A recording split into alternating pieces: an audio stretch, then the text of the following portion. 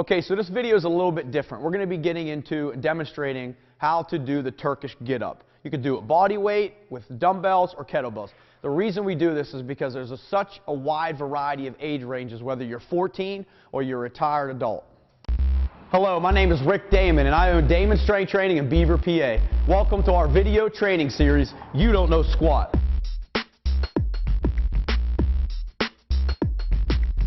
So let's talk about why we're going to demonstrate the Turkish Get-Up. Whether you're a young athlete or a retired adult, this is a highly effective movement for you. The shoulder stability, the strengthening that the Turkish Get-Up allows us to develop, along with the core development and the ability for us to brace and stabilize the entire movement.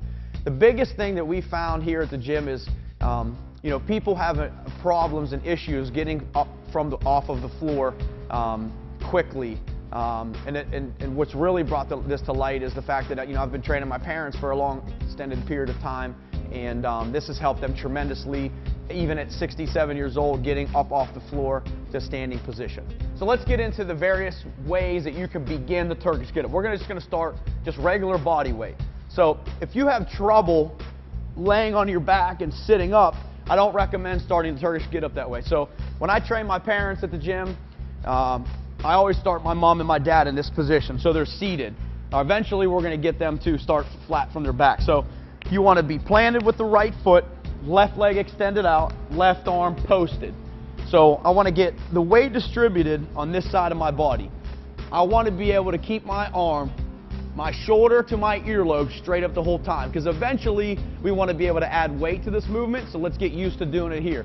From here, my next step is to drive my hips straight up while maintaining an upright position with my arm. From here, hips stay high, and I pull back, and I get to a knee. So now I'm just in a seated one knee position. From here, I stand straight up. The entirety, my shoulders to my earlobe, and I'm standing up. From this movement, I'm going to reverse each step.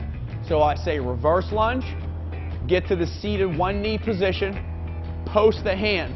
So now I'm able to balance from my right foot to my left hand, and I can extend that leg from behind me all the way out front. The entirety of the time, my arm's extended up.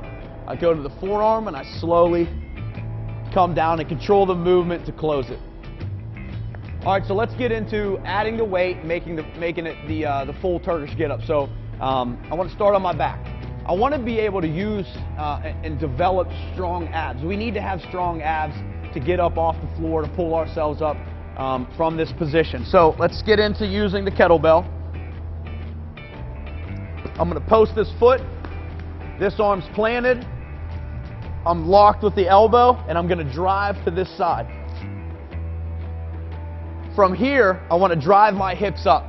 I need to create space from my hips to the floor, so I can pivot back and forth. So my weight's distributed evenly from my right foot to my left hand. So I can hold this position, or I can pivot back, and then I can get to a knee. From here, I stand straight up, shoulder to earlobe, my elbow remains locked. Now I'm going to reverse lunge to the left knee, post the hand. Now I'm distributed. Again, I can move freely if I want to go back to that position or extend the leg, sit softly, forearm, and control back down. That was the Turkish Get-Up. Thank you for watching, and we'll see you next week.